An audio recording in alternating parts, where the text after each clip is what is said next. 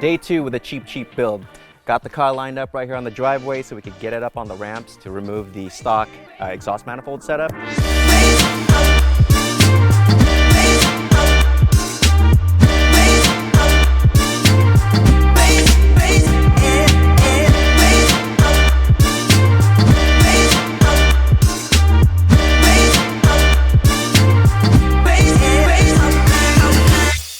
Here on the ground we have the Cobalt California legal header setup. Okay, so this thing is ceramic coated.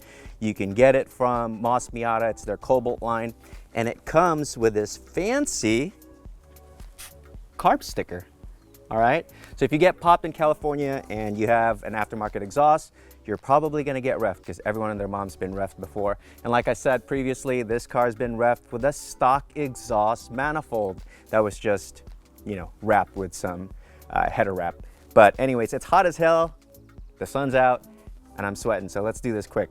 The header itself is ceramic coated to keep the heat in, so it doesn't radiate, you know, throughout your engine bay, which means less heat soak, which is good. The kit comes with the header itself, exhaust gasket, 2 bolts and 2 washers, and that's pretty much it. If you need to replace your O2 sensor, now is the best time to do it.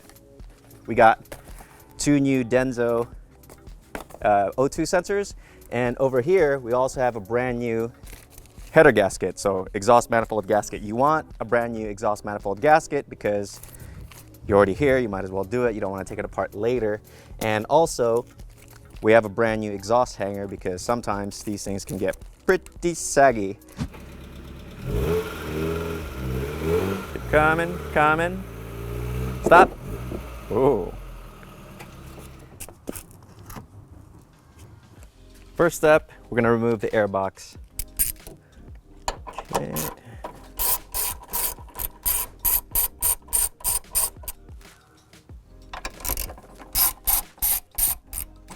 Okay.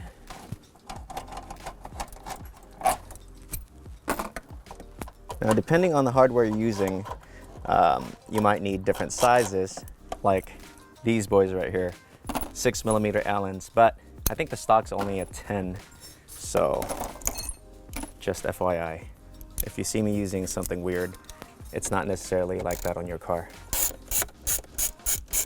Take this boy off, pop off the cover. Over here we have a 12mm. I'm gonna pop this guy off.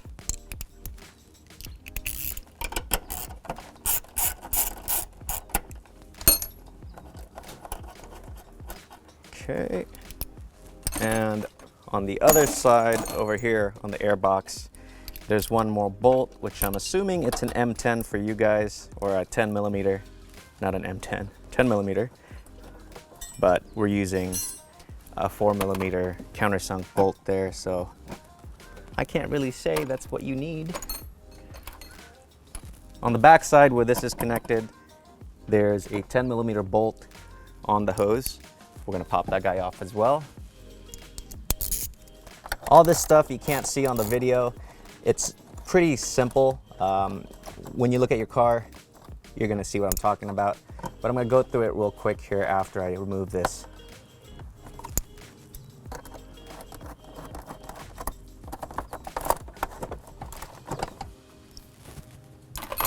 This hose right here is now removed. There's an 8mm bolt right here, maybe a 7, I'm not sure, but an 8 worked. And over here is a 12mm nut. And on this side, way right here, I think that's a 10 on yours. And on the back side right here, hard to see, there's a 10mm bolt right there. I'm assuming that's a 10mm, but mine used a hex because we've swapped it out before. And then over here, we got another 10mm clamp that pops off. And there's one right here, I'm not sure what this one is because it's been removed on our setup, but that's all you need to remove. And over here, there's one more 10mm to hold the hose to the corner right there. Okay, let's pop this guy off.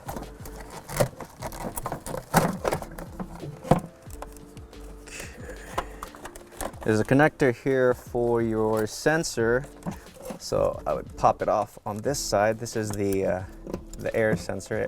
I'm not sure what's called on the Miata, but it could be a mass airflow sensor. It could just be a airflow sensor. I have no idea because mine doesn't use it. Okay. This little clip over here. Pop that guy off. Then there goes the air box. So we're gonna remove 9 nuts. Okay, they're right here, a few on the bottom, and hidden back here. 2, 4, 6, 8, 9. And then there's a nut right here for the EGR tube. You're gonna wanna remove that first before you take these guys off because it'll freaking snag you on there. And on the bottom right here, there are 3 bolts or nuts, depending on how they come out, holding the flange. You may or may not need to take those off, but I'm gonna try to avoid taking those off because you don't really need to. And then the O2 sensor connected to the manifold itself, we're gonna pop that off.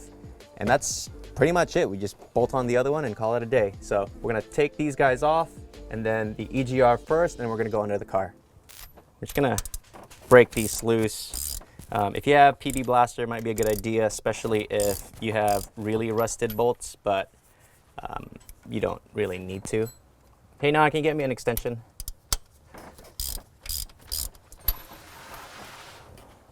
Nana gives me this long ass extension. Can you give me something that's half the size? What the hell am I gonna do with this? All right, here we go. If you have the swivelly extension, it's kind of nice, so you can navigate through these bolts or the nuts. Hell, to be honest, if you take out the studs, you could use bolts on here.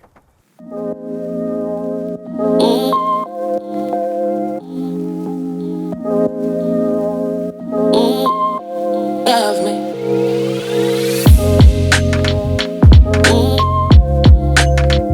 Okay, at this point we have all the nuts removed.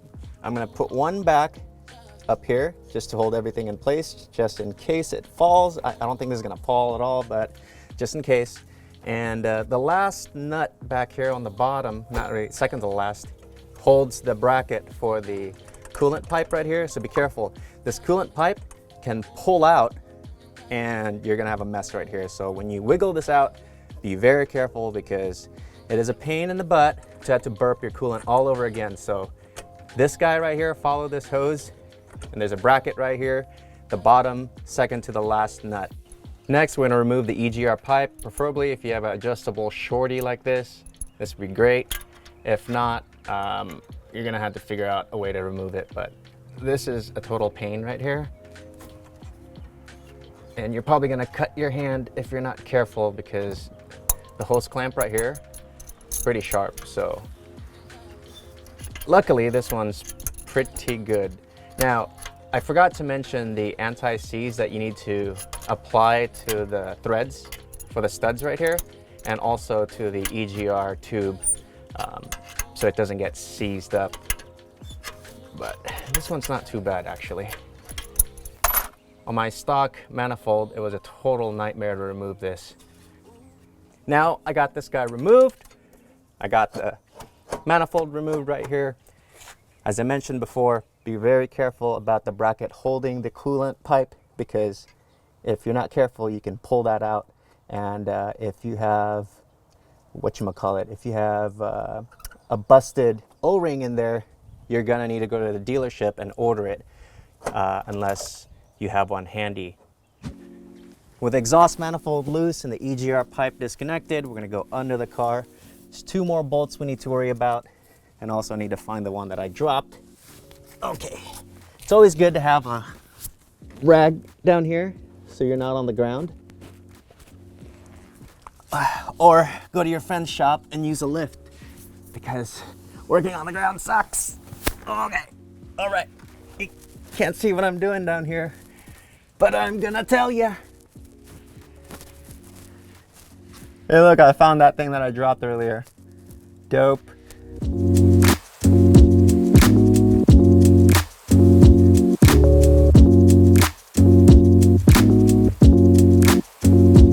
Next, we're gonna pop off the O2 sensor. This guy is gonna be pretty hard. So I'm gonna get my wrench and I'm gonna hit it a few times. There you go. Guess not.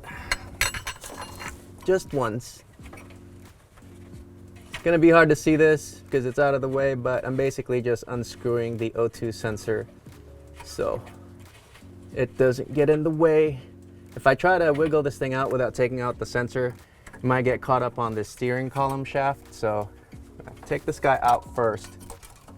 Now with the coolant bracket out of the way, the manifold free, the 2 bolts on the bottom removed, the O2 sensor removed, we're gonna try to wiggle this guy out and hopefully it comes out in one piece. I know I've tried this before on my car and it was a total nightmare to pop off. So we'll see if this fits. It's even worse because I got all this freaking fiberglass crap flying around in the air. So that's why I got gloves on.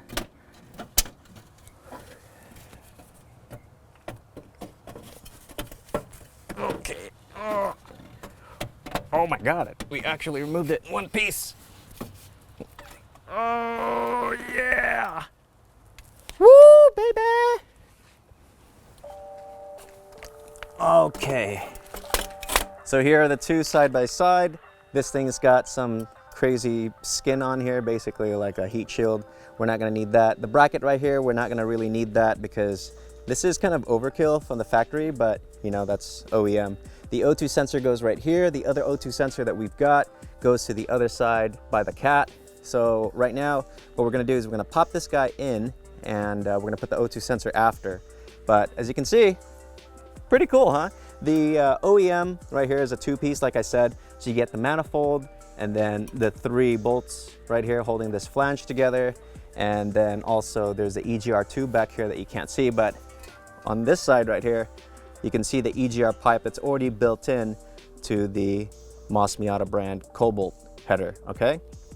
So this thing is pretty dope. Now, since this is ceramic coated, like I mentioned earlier, you don't need to wrap it, you don't need to do all that stuff because the ceramic coating is what keeps all the heat in and prevents this thing from corroding. Before we install the new header, we're gonna install the new gasket. See this block off plate right here? This faces forward. This guy's empty right here. This guy's blocked. So it should face like this on your car. All right, so we're gonna install this guy and then pop on the new header. Like so. So back to the header right here. This is the EGR tube pipe and we're gonna put some anti-seize on here. This is the copper type. You could use whatever you want.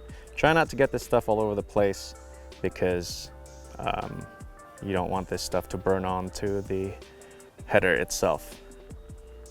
Okay, good. Okay, I'm gonna pop this guy in. Try not to scrape your new header along the way, so just be careful. I know it's a little tight. Okay, there you go. Cool. So the EGR pipe right here is slightly off, as you can see. So what we're gonna need to do is bend it in and then screw the nut on. The coolant pipe I was talking about, the bracket, I'm not sure if it's visible here, but it's right here. And you don't want this behind the exhaust manifold flange because you're gonna have a crazy exhaust leak. So make sure this is in front and then you can put the nuts on. Okay, so that's good. I'm gonna do, before I put everything back on, just gonna apply some anti-seize on each stud. So if your studs come off like this, what you wanna do is put one nut on and then put another one on top, tighten them together, and you could use this guy to drive the stud in. Okay, just FYI, that's what I'm gonna do right now. Use our 14 mil flexi, and we're gonna drive the secondary nut on top. And that prevents the first nut from turning. Okay, just like so. See? Super easy, right? So once that's on, you can pop off the other nut. Okay? So all the bolts, they're pretty much snug. They're not tightened all the way down yet. want to make sure that everything lines up on the bottom before I do anything final here. Next thing, I'm going to make sure that the friggin' Egr pipe right here lines up. Now this is going to give you some trouble. You're going to need to bend it into place. And this isn't a bad thing. It's just part of the install process because the Egr pipe has moved slightly from the factory location. Okay, so we're gonna need to use some sort of leverage to get it into place. So let's see. Dude, these motor mounts are so soft. I could move the whole engine with the freaking ratchet right here. So we're gonna need to get a new motor mount soon. Probably an AWR one. Okay, so come on, bend. There you go.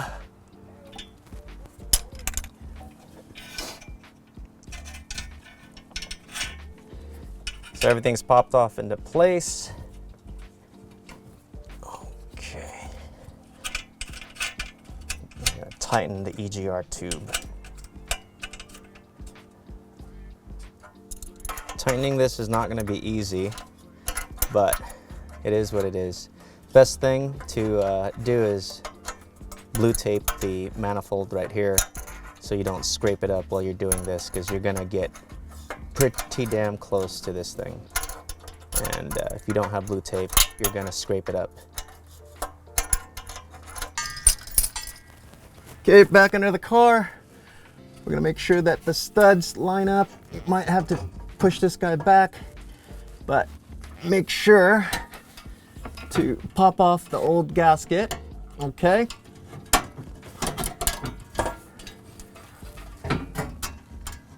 Audio might not be amazing down here, but hopefully you guys can get this. All right, so we do have the right gasket. Okay, that's good. Pop this gasket on. Come on. Okay. Get in there, buddy.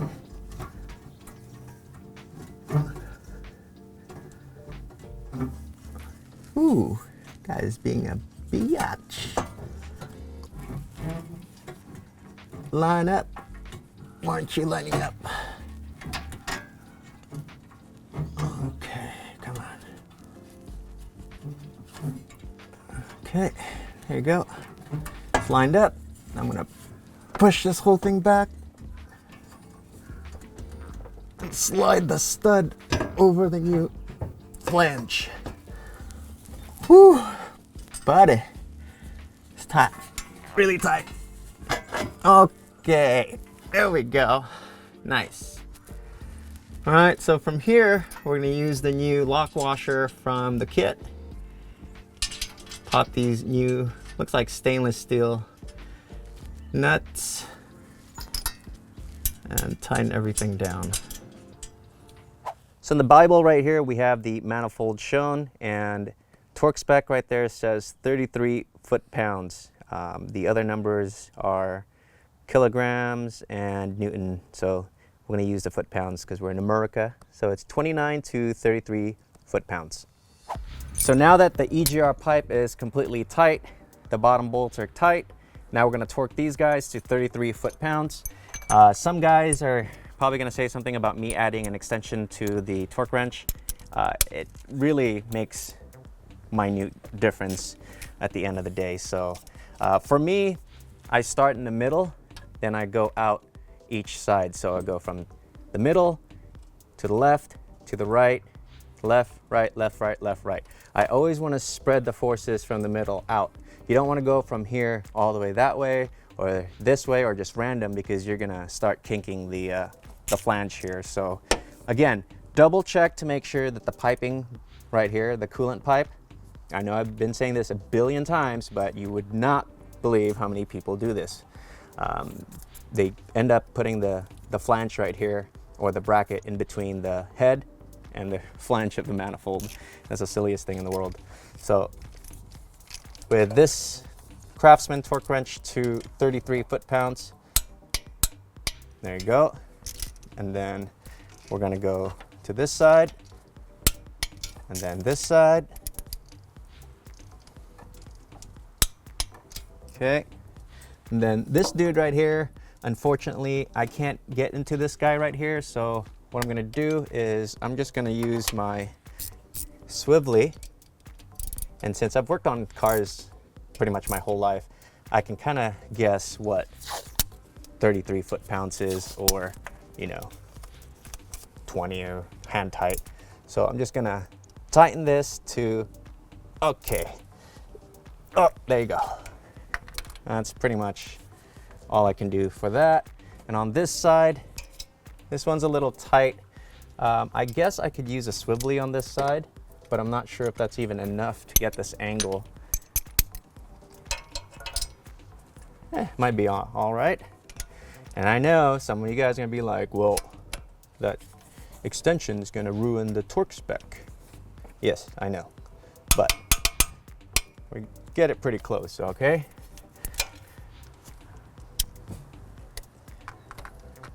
Finish the rest off here, install the O2 sensor, and then we can test it. So we just did this guy, it was this guy, now we're gonna go to this dude up here. Okay, this dude up here.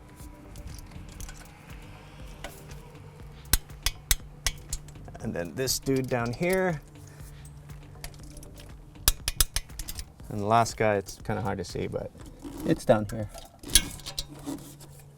Here's the setup after everything's been buttoned up. The airbox is back in place and everything looks pretty good. Now, if some of you guys are curious if you need a heat shield for this, it's not really necessary because it is already ceramic coated, but you can add a heat shield to this. There's no mounting brackets or anything like that, tabs on this header itself, so you'll have to figure out, you know, a different way to do it. One idea would be doing a bracket that pops off the manifold studs itself, or from the valve cover bolts right here. Okay, so now it's time for a test drive. One thing that you want to make sure is that the bracket for the coolant line is not between the manifold and the head, okay? Got to make sure, because a lot of people really do f that up, and it happens all the time. People ask me, hey, I just installed a new header, I just did my turbo, and it sounds like I have a crazy straight pipe or exhaust leak. And I'm like, did you check the coolant line? They're like, what coolant line? And there you go. And if you do end up crushing your bracket between the head and the manifold, you're gonna need a new gasket. You're gonna need a new gasket anyways, because you don't want to reuse the old header gasket or the exhaust manifold gasket, because it's they're kind of crushed to yield. I mean, you can reuse them, but I wouldn't. And then the back, it already comes with a new gasket. O2 sensor is nice to get if you haven't really replaced it since, you know, the car's new back 25 years ago, 32 years if you have a NA6. But that's pretty much it.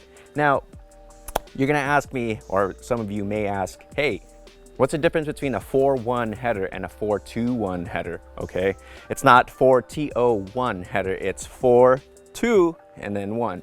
So this header setup right here is a 4, 2, and 1. That means 4 pipes go into 2 that go into 1 big pipe that goes to the back where the catalytic connects, okay?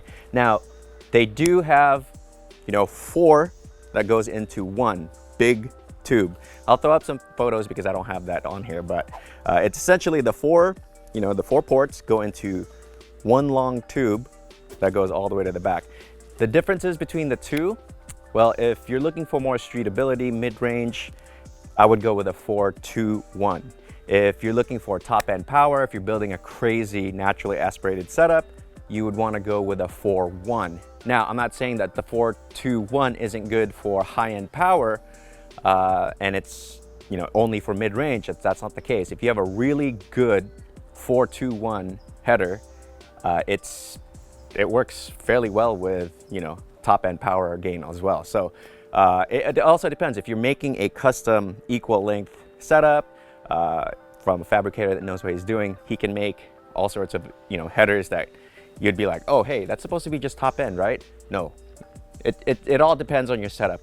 And if you're going to that kind of, you know, length, you know, you're probably talking to a crazy fabricator that's super good at producing, you know, exhaust manifolds for NA setups, like natural aspirated, not NA this car, but naturally aspirated. But that's pretty much it. We're gonna go test drive this thing and see how it does.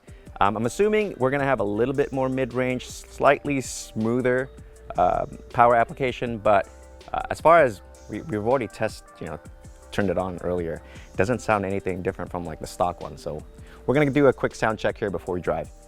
I'm gonna use this app right here to measure the decibels. Okay, now this isn't super scientific. Don't, you know, ask me if it's, hey, is that legal? I just got an app and I'm gonna put my phone about 10 feet from the subject right here. So kind of like if a cop was behind you, that's probably what he was gonna hear. So let's go from 1, 2, 3, 4, 5, 6, 7, 8, 9, 10. So at idle, this thing's about 69 decibels or so. Now this isn't the stock exhaust, this is the Yonaka exhaust here, and we're not gonna keep this. I'm gonna order something else from Moss to replace this exhaust. This is just an axle back, so the middle of the car is still stock. All right, now give it a few revs all the way up to 4,000.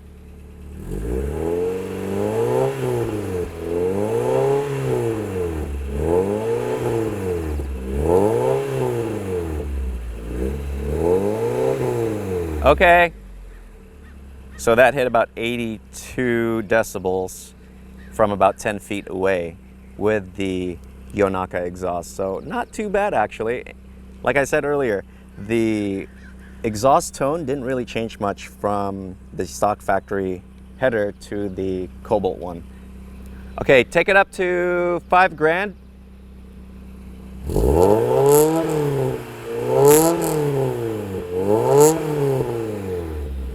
Okay, so that hit about 87 decibels, so not too bad again.